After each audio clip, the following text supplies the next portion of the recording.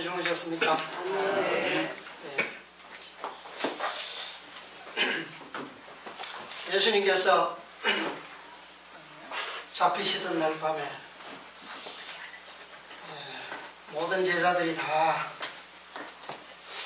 잠을 못 이루었겠죠?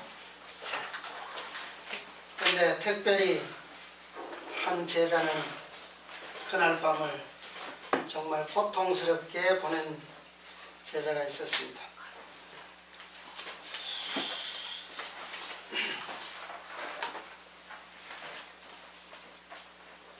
예수님께서 제자들에게 오늘 밤에 너희가 다 나를 버리리라 그렇게 말씀하셨어요. 그때에 누가 나섰습니까? 다 주를 버릴지라도 나는 언제든지 버리지 않겠나이다. 그렇게 대답했어요. 그런데 예수님께서 다시 말씀하시기를 오늘 밤 닭 울기 전에 네가 3번 나를 부인하리라 그렇게 말씀하시니까 또 베드로가 나섰습니다. 이제는 힘있게 말했어요. 내가 주와 함께 죽을지언정 주를 부인하지 않겠나이다. 그렇게 말했습니다. 그런데 결과는 어떻게 됐습니까? 다른 제자들도 다 같이 말했어요. 베드로와 같이. 특별히 성경의 기록에는 베드로만 기록되어 있지만 모든 제자도 이와 같이 말하니라. 다 같이 그렇게 약속했습니다. 그런데 결국은 어떻게 됐어요? 제자들이 다 예수를 버리고 도망했습니다.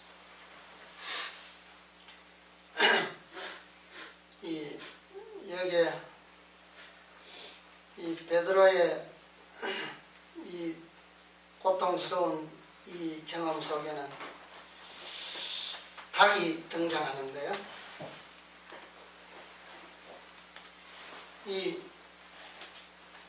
저희가 사는 동네에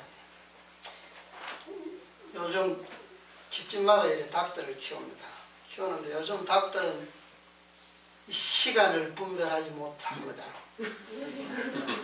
때를 알지 못해요. 밤낮 없이 우레들고 밤 12시, 새벽 1시, 2시 때가 없어요. 한 마리가 울면 때를 지어서 우는데 지난 여름에는 문을 열고 자야 되니까 더워서 잠을 거의 못 잘 때가 많았어요. 얼마나 시끄러운지. 바로 뒷집이 바로 그 집보다 저희 집에 더 가깝게 닭장이 있어서 참 힘들었습니다. 근데 요즘은 이제 문을 닫고 자니까 조금 낫긴 한데 오늘은 너무 조용하니까 또 갑자기 그게 이제 자장가로 익숙해졌는지 좀 어색하더라고요. 왜 닭들이 때를 구별을 못할까요? 요즘 닭들은. 동네에 뭐가 많이 있어요 요즘? 가로등이 너무 많이 있어요. 가로등이. 가로등이 없는 그런 옛날 시골 같은 그런 캄캄한 데는 아마 그러지 않을 것 같아요. 졸다가 이렇게 깬 닭들이 한 마리가 울면 동네에 그냥 집집마다 있는 닭이 다 한꺼번에 울어댑니다. 이게 아마 착각인 것 같아요.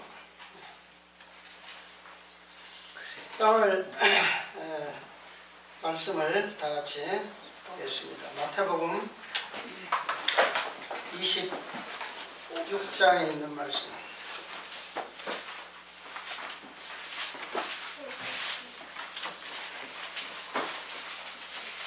26장 69절부터 있는 말씀을 보겠습니다. 베드로가 바깥들에 앉았더니 한 귀자가 나와 가되 너도 갈릴리 사람 예수와 함께 있었도다 하거늘 베드로가 모든 사람 앞에서 부인하여 가로되 나는 네 말하는 것이 무엇인지 알지 못하겠노라 하며 앞문까지 나아가니 다른 비자가 저를 보고 거기 있는 사람들에게 말하되 이 사람은 나사렛 예수와 함께 있었도다 하며 베드로가 맹세하고 또 부인하여 가로되 내가 그 사람을 알지 못하더라 하더라. 좀 후에 곁에 섰던 사람들이 나와 베드로에게 이르되 너도 진실로 그 당이라 네 말소리가 너를 표명한다 하거늘 저가 조자며 맹세하되 내가 그 사람을 알지 못하더라 하니 달기 곧 울더라. 이에 베드로가 예수의 말씀에 닭 울기 전에 네가 3번 나를 부인하리라 하심이 생각나서 밖에 나가서 심히 통곡하며. 예, 감사합니다. 베드로가 다른 제자들도 다 예수를 버리고 도망했지만 특별히 베드로는 다른 제자들과 다르게 특별한 경험을 했는데 왜 베드로의 경험이 여기에 기록되어 있을까요?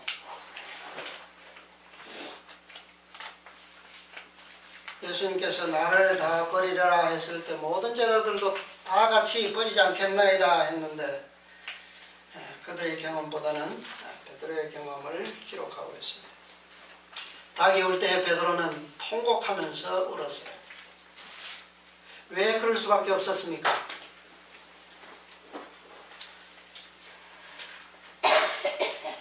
왜 베드로는 이 닭이 울 때에 갑자기 통곡할 수밖에 없었어요? 예수님께서 잡히시기 전에 겟세마네에서 특별히 세 제자들에게 어떤 당부를 하셨습니까? 깨어있어요. 시험에 들지 않도록 깨어있어 기도하라 이렇게 말씀하셨어요. 근데 그 명령은 참으로 엄숙했지만 이 제자들은 어떻게 했어요? 그 말씀에 이해하지 못했어요. 다 졸았습니다.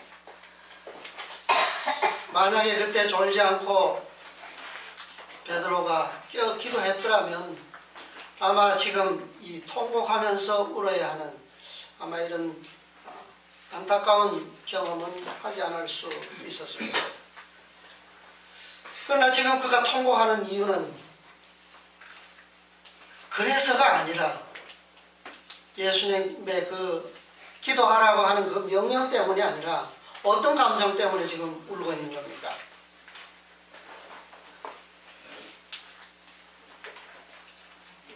예수님께서 오늘 밤에 너희가 다 나를 버리리라 할 때에 베드로가 특별히 났었죠, 그죠? 다 주를 버릴지라도 나는 언제든지 버리지 않겠나이다.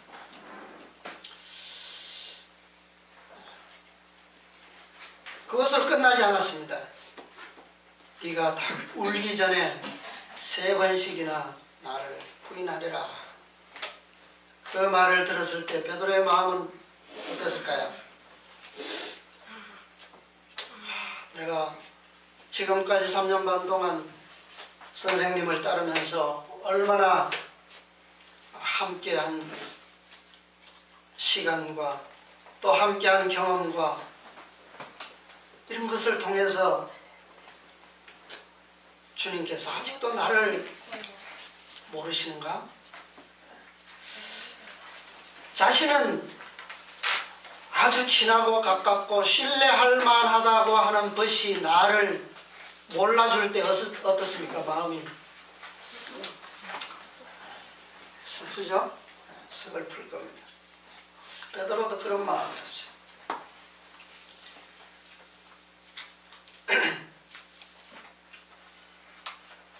그런데 예수님께서 그 전에 만찬에서 하신 말씀이 있습니다. 베드로에게 특별히 말씀하시기를 내가 너를 위하여 기도하였노니 네가 회심하게 되면 내 형제들을 붙게 하라. 특별히 베드로에게 당부하셨습니다. 그때에 베드로는 다시 대답하기를 주여 주와 함께라면 감옥이나 죽는 곳이라도 가기로 준비되어 있나이다. 그렇게 되는 것이. 예수님께서는 그때로부터 겟세마네에서도 그랬고 항상 이 특별히 제자들을 염려하셨지만 특별히 베드로를 주목하시면서 그렇게 당부하셨어요. 그렇게 할 때마다 베드로는 나서서 주여 내가 어디까지라도 죽는 데까지라도 함께 가기로 준비되어 있습니다. 똑같은 대답을 했습니다. 과연 베드로가 말한 그 준비 어떻게 준비되었습니까? 베드로는 결과적으로 우리는 그 준비가 사실상 그의 대답과는 아무것도 아니라고 하는 사실을 우리가 보게 되죠. 제가 잠깐 말씀드린 세대를 분별하지 못하는 시간을 알지 못하는 그런 닭들처럼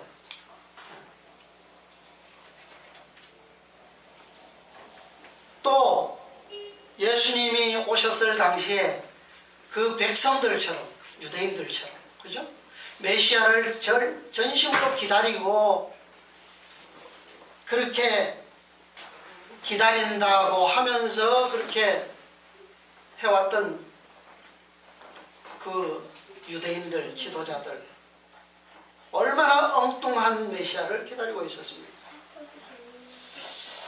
그것처럼 결국 베드로의 그 준비도 사실상 진실된 그런 준비는 아니었다라고 하는 거죠. 특별히 베드로는 3년 반 동안이나 예수님의 특별히 수석 제자로서 우리가 인정하고 불릴 만큼 그렇게 가까이 따랐던 그런 제자잖아요. 그렇게 배웠지만 아직도 그는 과연 자신이 예수님께 고백했던 그 주님과 함께 한다라고 하는 그 사실이 그것이 무엇인지 이제 예수님께서 이제 막 고난을 당하시고 십자가에 돌아가실 그런 시점이 되었음에도 불구하고 그 진실을 그 참 준비에 대해서 알지 못했다라고 합니다. 주님께서 어디로 인도하시든지 따라가는 것이 과연 무엇인지 진정한 준비가 무엇인지 전혀 깨닫지 못하고 있었다는 겁니다.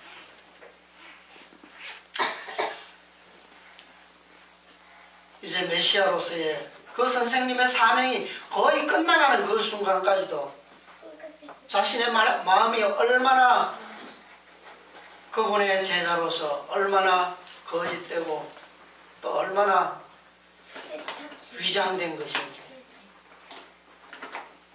예수님께 배운 게 아니라 스스로 어떻게 해요? 그렇게 진실되지 못한 그런 것인지를 알지 못했어요.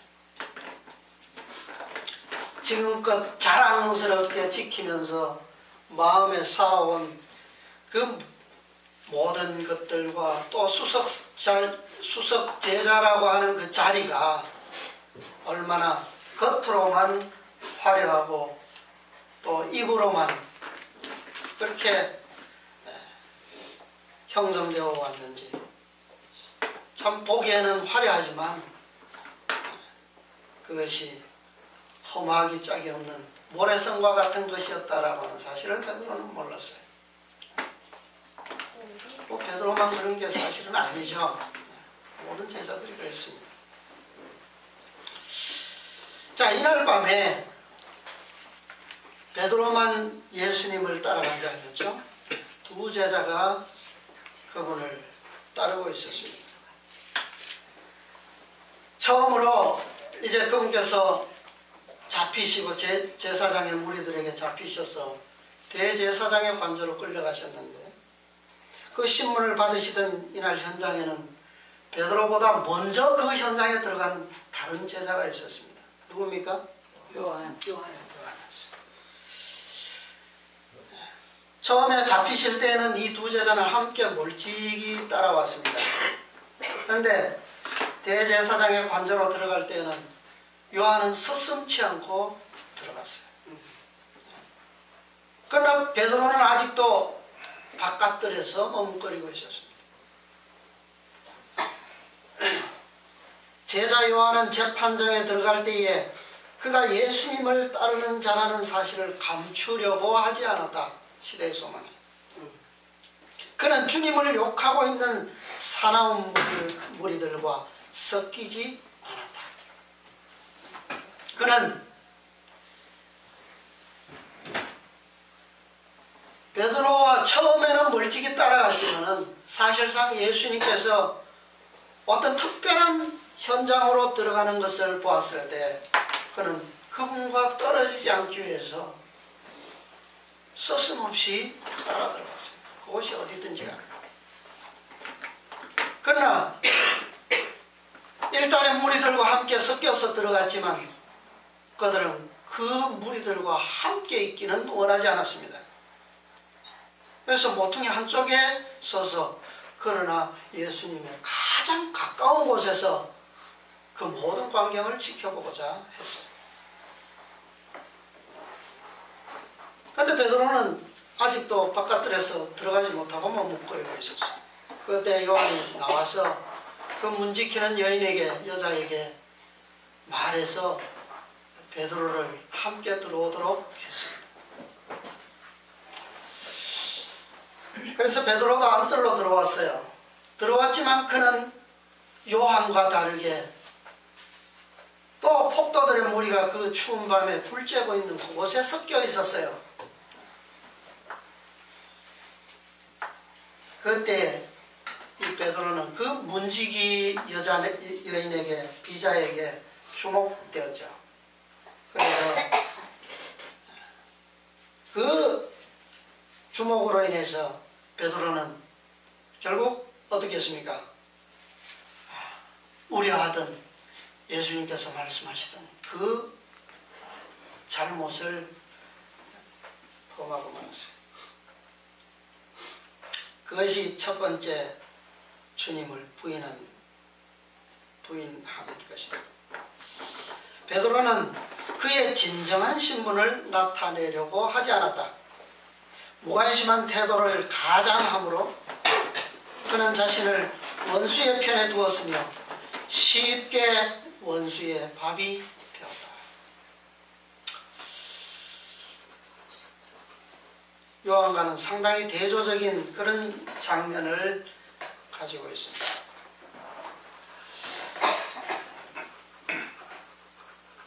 이 두 요한과 베드로의 장면을 보면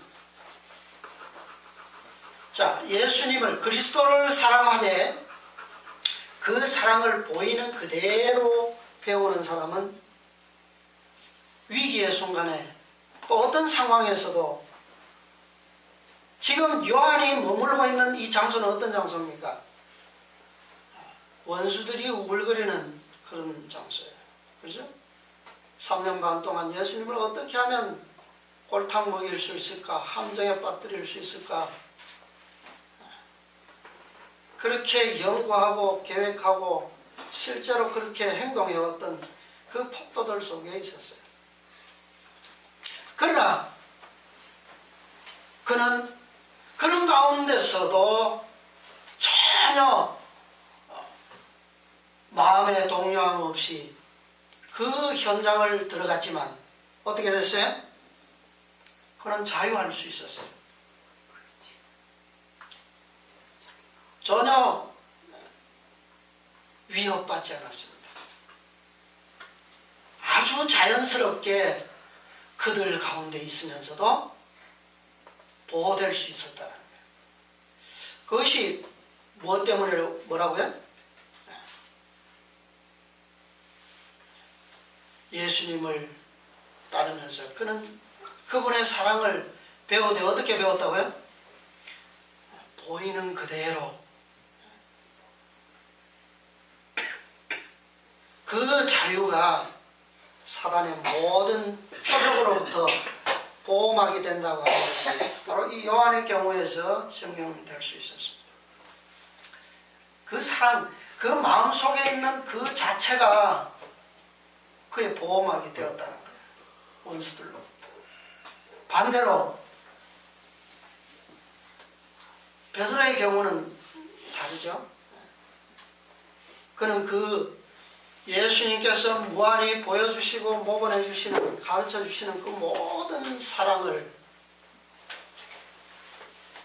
그의 자부심과 또 자만심, 그런 것으로 이용하는 그런 마음을 가지고 있었어요. 그 사랑을 사랑 그대로 받아들이는 것이 아니라, 뭐야? 이 12제자 중에 내가 수석 제자로서 가장 그분과 긴밀한 경험, 그분과 가장 긴밀한 관계 속에서 지금까지 해왔노라. 그분의 사랑을 가장 많이 입은 것은 맞죠. 그러나 그것을 그는 그의 마음속에 그 사랑을 어떻게 생각하고 있었다고요? 자신을 위한 자부심을 채우는 것으로 이용했다는 거예요. 이런 사람들은 언제든지 어느 곳에서든지 부자유합니다. 부자연스럽습니다. 그러니까 예수님께서 당하시는 그 장면들을 놓치기 싫으면서도 또 그 원수들이 예수님께 대하는 그 포악스러운 그런 말과 행동들, 그 하나하나가 마음에 막 열불을 일으키죠. 베드로는 그랬어요. 그럼에도 불구하고 그는 주님으로 구주로 시인하는 일에는 어때요? 부자유하더라고요. 왜요? 표면적으로는 어떻습니까? 그렇지 않죠. 가장 남들이 볼 때에는 정말 예수님의 제자로서 베드로만한 사람은 없어. 대단하게 보입니다. 그러나 사실은 이런 베드로와 같은 이런 마음의 소유자들, 이들은 사단의 가장 연약한 자가 그를 넘어뜨리려 할지라도 그는 쉽게 무너질 수 있다는 것. 그것을 바로 이 베드로의 경험 가운데서 우리는 알 수 있습니다. 베드로가 이날 가졌던 그 통곡, 슬픔,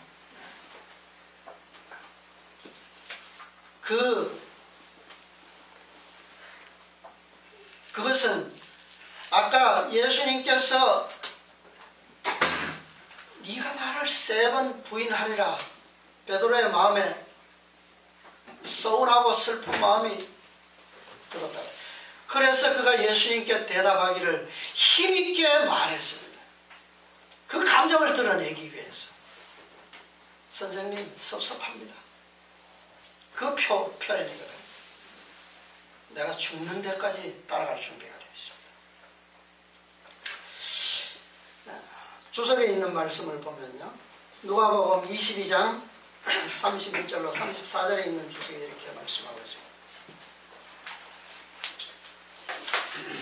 베드로에 대한 주님의 우정은 얼마나 진실한 것이며, 제목이 베드로가 사단을 시험합니다. 누가복음 22장 31절에서 베드로에 대한 주님의 우정은 얼마나 진실한 것이며 그의 경고는 얼마나 동정적인 것이었는가. 하지만 그분의 경고는 분한 마음을 일으켰다. 자만심으로 가득 찬 베드로는 자신 있게 그리스도께서 그에게 경고하신 일이 결코 일어나지 않을 것이라고 하였다. 베드로는 주여 내가 주와 함께 오게도 죽는데도 가기를 준비하였나이다 라고 말하였다. 그의 자만심은 자기 파멸을 입증하였다. 그는 사단에게 자기를 시험해 보라고 사단을 시험해 보았다. 그리고 그는 교활한 원수의 관계에 걸려들었다. 그리스도께서 그를 가장 필요로 할 때에 그는 원수의 편에 서서 공개적으로 그의 주님을 부인하였다.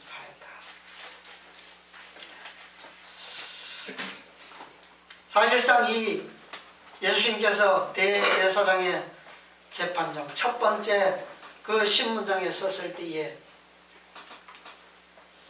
예수님께서 위로받을 수 있는 가장 가까운 사람은 바로 베드로였습니다.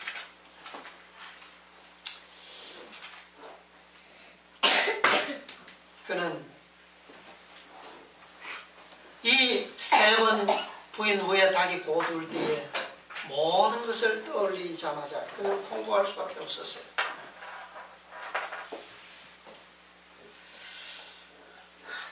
근데 그 통곡할 때에 그가 가졌던 그 슬픔의 의미는 몇 시간 전에 예수님께서 네가 나를 세 번 부인하리라 말씀하실 때 가졌던 그 슬픔과는 전혀 다른 의미의 슬픔이었습니다. 그때는 예수님께 대한 서운함, 섭섭함, 분한 마음 그것이 전부였어요. 그런데 지금은 어때요? 지금 그가 가지고 있는 슬픔은 어떤 슬픔입니까? 그것은 예수님께 대한 슬픔이 아니라 자기 자신에 대한 실망이었어요. 또 자기 자신이 얼마나 자기가 가지고 있었던 그 자부심과 자만심의 신뢰심, 그것은 얼마나 속죄롭다라고 하는 사실을 절실하게 깨닫는 그런 통절한 슬픔이었습니다.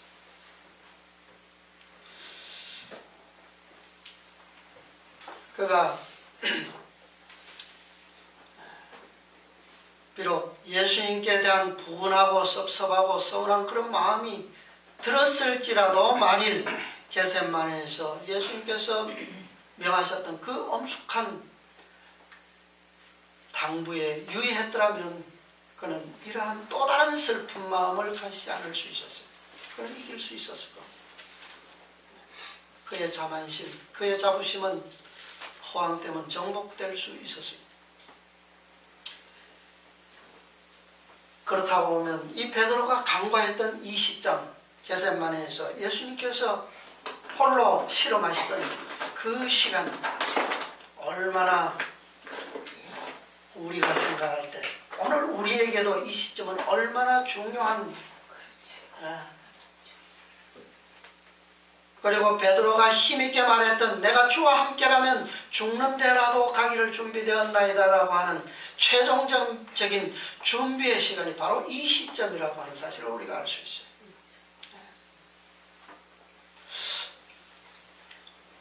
제자들에게는 아직 기회가 남아 있었어요. 기회가 남아 있었습니다. 그러나 오늘 우리에게는 베드로나 또 다른 제자들에게처럼 그런 기회는 없다라고 하는 사실을 오늘 우리는 유의할 필요가 있습니다. 없어요. 베드로는 참으로 이 경험을 통해서 그의 평생 전무후무한 뼈저린 그런 교훈을 깨닫게 되었습니다. 시대의 소망 712페이지에 있는 말씀을 보겠습니다. 구속의 역사 906페이지에 있는 말씀입니다. 906페이지 오른쪽 단에 보면 그 713 페이지 표시줄 위에서 두 번째 줄입니다. 비열한 저주의 말이 베드로의 입술에서 바라지며 목청껏 우러대는 닭의 울음소리가 아직도 그의 귀에 울리고 있을 때에 구주께서는 얼굴을 찌푸린 재판장들로부터 얼굴을 돌려 그분의 가련한 죄자를 유심히 바라보셨다. 그와 동시에 베드로의 시선도 죽게 이끌렸다. 그 부드러운 얼굴에서 그는 깊은 동정과 슬픔을 볼 수 있었을 뿐 분노의 그림자는 추호도 볼 수 없었다. 창백하고 고통에 차있는 얼굴과 떨리는 입술과 동정과 용서의 정이 서린 그분의 모습은 화살처럼 그의 마음을 찔렀다. 양심은 일깨워졌다. 기어은 되살아났다. 베드로는 주님과 함께 옥에나 죽는 곳이라도 가겠다고 했던 불과 몇 시간 전에 그의 약속을 회사했다. 구주께서 다락방에서 그날 밤에 그가 3번씩이나 주님을 부인하리라고 말씀하실 때 자신이 슬퍼하던 일을 기억하였다. 베드로는 방금 예수님을 모른다고 선언하였으나 이제 그는 매우 슬퍼하며 주께서 그를 얼마나 잘 아시며 자신도 알지 못했던 거짓된 마음을 얼마나 정확하게 아시는지를 깨달았다. 예, 감사합니다. 여기 보면 베드로의 두 슬픔의 감정이 교차하는 그런 모습을, 베드로는 이 예수님의 모든 지난 과거의 추억들을 순식간에 떠올리면서 정말 예수님께서 자신에 대해서 얼마나 속속들이 잘 아시는지, 그 아시는 것이 그냥 알면 그치는 것이 아니라 얼마나 그를 사랑함으로 용서하고 정말 회복되기를 원하셨는지, 그리고 그분께서 세우실 그 교회에 얼마나 한 큰 일을 행하기를 진실로 바라셨는지에 대해서 그는 조금씩 깨닫기 시작했어요. 그것은 그가 지금까지 주님을 신뢰하고 알았던 그런 모든 마음과는 전혀 다른 것이었다라고 하는 것을 깨닫게 됐어요. 이제 그는 이러한 뼈저린 교훈을 깨닫고 자신의 양심이 얼마나 부패된 것인가를 반성하면서 자신도 모르게 뛰어갔던 그 곳이 발길이 닿은 곳이 겟세마네였어요. 그곳에서 그는 지난 시간들을 회상하면서 깊은 회개를 가졌습니다. 3년 반 동안 그토록 주님을 따르면서 앞장서서 존경을 표시하고 또 그분께로부터 가장 많은 사랑을 실제적으로 많이 받았어요. 그런 수제자로서의 위치가 얼마나 이 순간만큼은 부끄럽고 창피했는지 알 수가 없어요. 그런 지난 3년 반 동안 스스로도 마음속에 그렇게 수제자로서의 입장을 세우면서 정말 그렇게 하면 할수록 자신의 자부심을 강하게 하면 할수록 예수님의 정신과 속성으로부터는 더욱더 멀어져 왔다라고 하는 사실을 깨닫게 됐어요. 정말 그분이 자신을 사랑해왔던 그 사랑의 속성과는 너무나도 먼 자신은 그렇게 왔다. 그는 이 경험으로 완전히 달라졌습니다. 이제 그는 자신의 말과 정신과 양심을 포기했어요. 자신의 모든 것을 포기했습니다. 이제는 주님의 말씀과 또 주님의 정신과 또 주님의 양심, 그것으로 자신의 것을 대신하기로 결심했습니다. 이제 그는 이 회심을 통해서 새롭게 진정한 제자로서, 수제자로서 자신의 입장을 새롭게 할 수가 있었습니다. 실물교훈에 있는 말씀을 보겠습니다. 과연 베드로가 지금까지 그가 예수님께로부터 배워왔지만 전혀 정반대의 성질로 형성시켜왔던 그것이 어떻게 이 한순간의 경험을 통해서 그는 이렇게 회복될 수 있었는가, 변화될 수 있었는가? 그것은 그 힘과 동기, 그 근원이 무엇인지를 다시 한번 보겠습니다. 실물교훈 152페이지입니다. 구속의 역사 1075페이지 오른쪽 단. 여기도 154페이지 위에 둘째 줄입니다. 달기 우는 소리를 듣고서야 그는 예수의 하신 말씀을 기억하고 그가 이제 막 저질러 놓은 일에 대하여 놀라움과 충격을 느끼면서 자기의 선생님을 돌아보았다. 바로 그 순간에 그리스도께서도 그에 대한 동정과 사랑이 뒤섞인 서글픈 눈으로 베드로를 바라보셨다. 베드로는 그의 모습에서 자기 자신이 어떤 사람이라는 것을 알게 되었고 그는 밖에 나가서 심히 통곡하였다. 그를 그렇게 바라보시던 그리스도의 모습은 그의 마음을 통회하게 만들었다. 그러한 전환점에 이르러 베드로는 자기의 죄를 깊이 회개했다. 그는 세리처럼 통회하고 회개하였고 세리처럼 긍휼히 여김을 받았다. 그를 바라보신 그리스도의 모습은 그에게 용서를 보증해 주었다.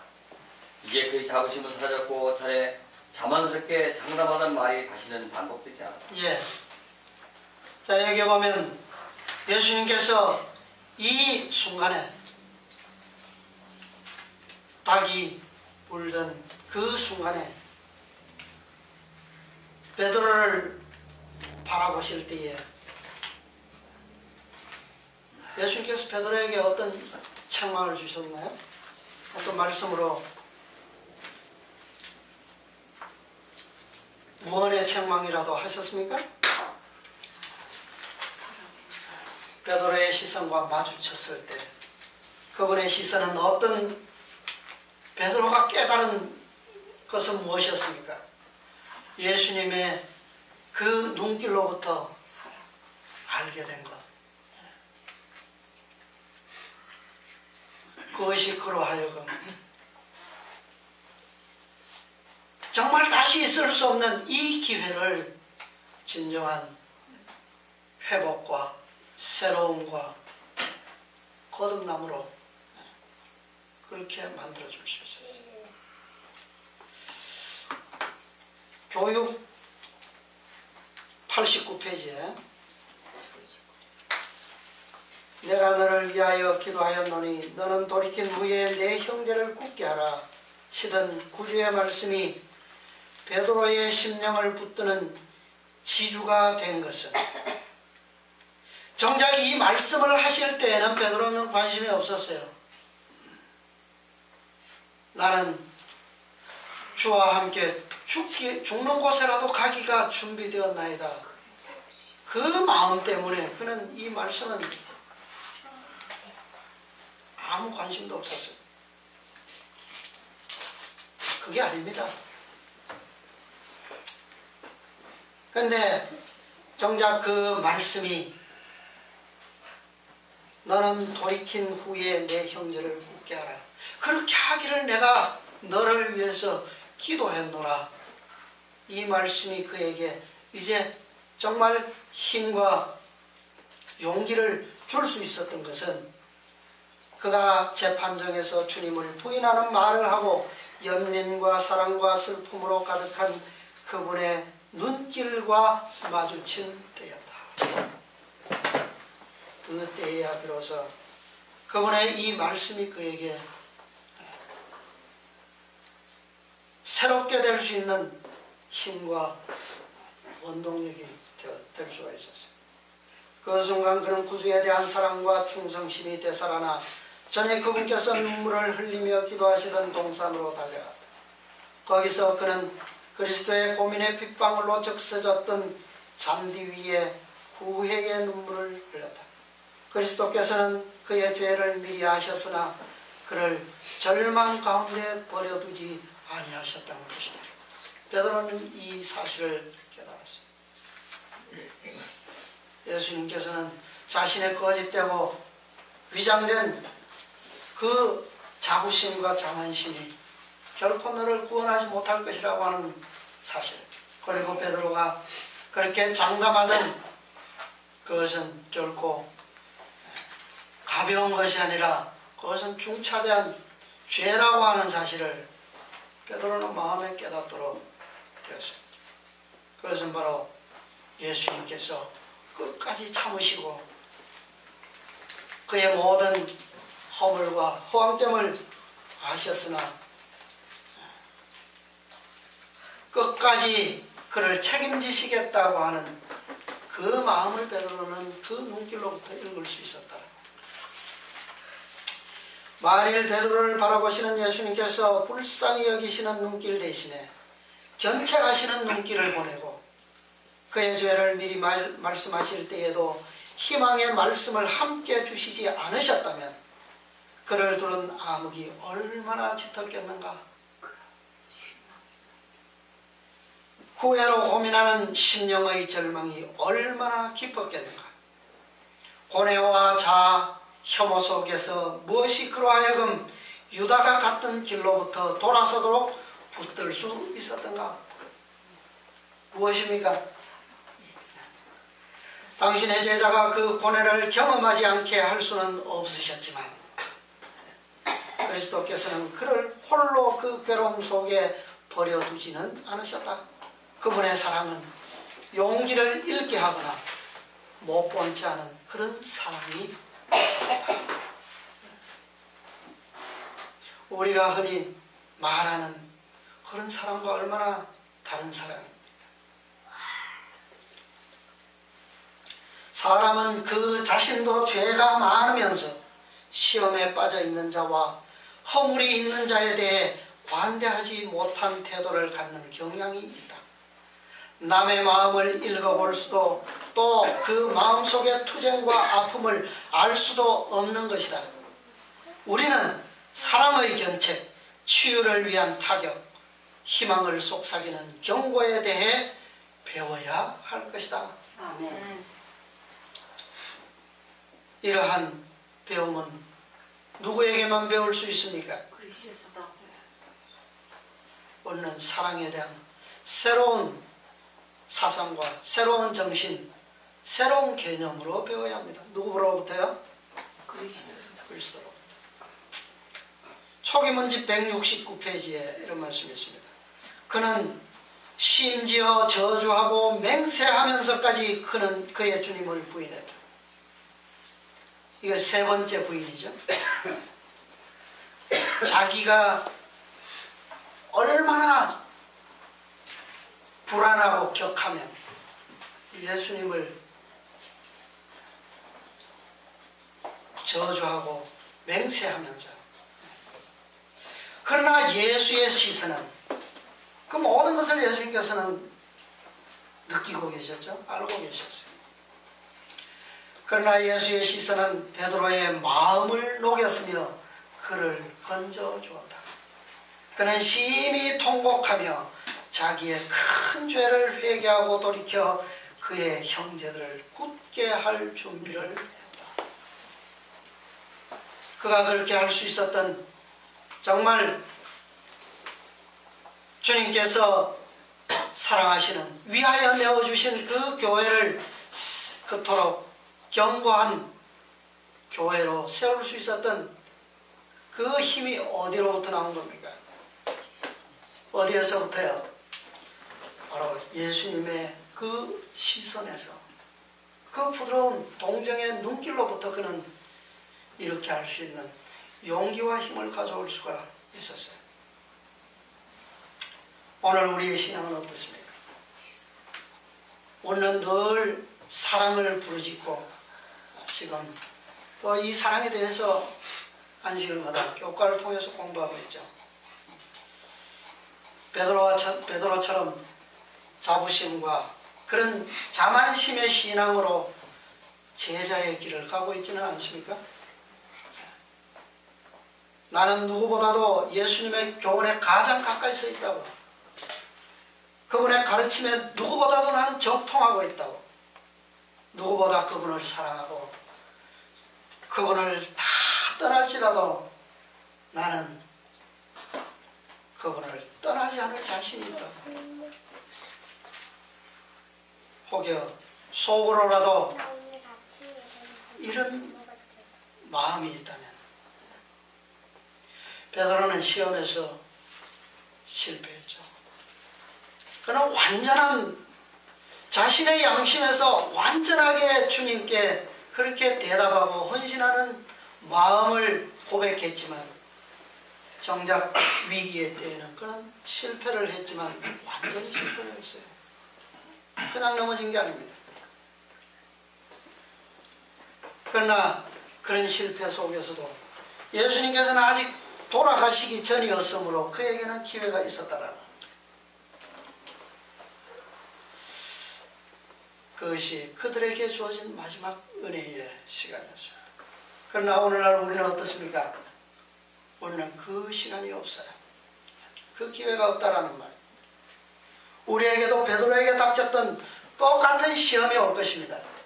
그런 위기가 올 거예요. 그러나 그때에 제자들에게처럼 베드로에게처럼 동일한 실패를 우리가 만일 하게 된다면 그때는 베드로에게 주었던 그런 기회는 오지 않습니다. 왜요? 예수님께서 다시 우리를 위해서 죽으시는 일은 없기 때문에.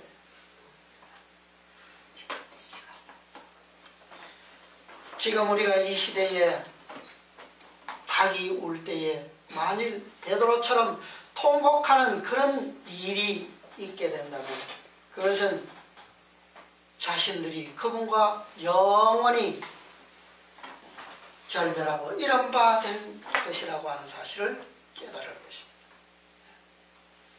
그런 것을 그 사실을 깨달음으로 우리가 통곡하게 될 일밖에 없다라고 합니다.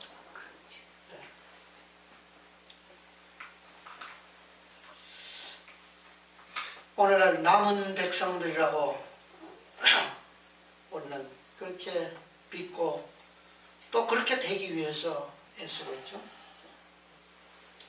남은 백성들이야말로 오늘날 예수님의 수석 제자들입니다. 이 마지막 때일수록 또 그러한 정신으로 무장되지 않으면 안 되죠. 베드로처럼 그러나 자도취에 자만의 그런 시험으로 그렇게 되어서는 안 됩니다. 오늘날 사단은 베드로와 같은 그런 마음으로 무장된 준비된 그런 사람들만을 골라서 사단은 시험해요. 그것이 사단의 가장 최적의 표적들입니다. 주석에 보면 오늘날 많은 사람들이 베드로가 주님을 부인하지 않겠노라고 자신만만하게 큰 소리쳤던 그 자리에 서 있다. 그리고 그들의 자만심 때문에 그들은 쉽게 사단의 밥이 된다. 사단이 노리는 가장 최적의 표적입니다. 어떤 마음이요? 오늘날 남은 백성으로서 오늘날 가장 과거에 당시에 유대인들이 취했던 바리새인들이 가졌던 그 정신, 자부심과 자만심과 은혜를 나눌 줄 모르고 축복을 나눌 줄 모르는 자신의 자부심을 위해서만 하나님의 모든 축복들을 쌓아 올리는 베드로처럼 예수님의 그 특별히 받았던 그 사랑을 다른 제자들이나 또 동족들에게 나누기 위해서 애쓰는 것이 아니라 자기의 자리를 고수하는 자부심을 채우기 위한 그런 마음들은 오늘날 사단이 가장 좋아하는 먹잇감이라고 했어요. 닭이 올 때에 함께 통곡하는 그런 사람들이, 그런 신앙인들이 되지 않기를 바랍니다. 우리는 그리스도의 시선으로부터 사랑을 배우고 나눌 수 있는 그 기회, 오늘입니다. 지금입니다. 지금. 예수님의 그 눈길 속에 있는 그것을 진실로 깨닫고 진실로 통곡하고 새롭게 될 수 있는 기회는 지금입니다. 지금. 사랑은 자랑하기 위해서 주어진 새 계명이 아닙니다. 예수님께서는 이 사랑을 새 계명이라고 특별히 말씀하셨어요. 사랑은 교만하기 위해서 주어진 것이 아닙니다. 사랑은 강요하라고 주신 것이 아닙니다. 사랑은 형제들을 보고 불애하거나 답답해하라고 주신 것이 아니에요. 진정한 사랑은 형제의 부족함을 체휼하면서 동정하면서 함께 나누기 위해서, 함께 자라기 위해서, 함께 그분의 백성으로서 그분께 영광 돌리기 위해서 주어진 새 계명입니다. 오늘 이 귀중한 은혜의 시간에 우리 모두 함께 그분의 부드러운 손길로, 눈길로부터 오는, 그분의 시선으로부터 오는 그 고귀한 사랑의 정신과 아름다움을 우리 모두 함께 배우시고 또 그 사랑을 나누시고 마음껏 즐길 수 있는 우리 모든 사랑하는 형제자매님들이 되시기를 바라면서 오늘 말씀을 마치겠습니다.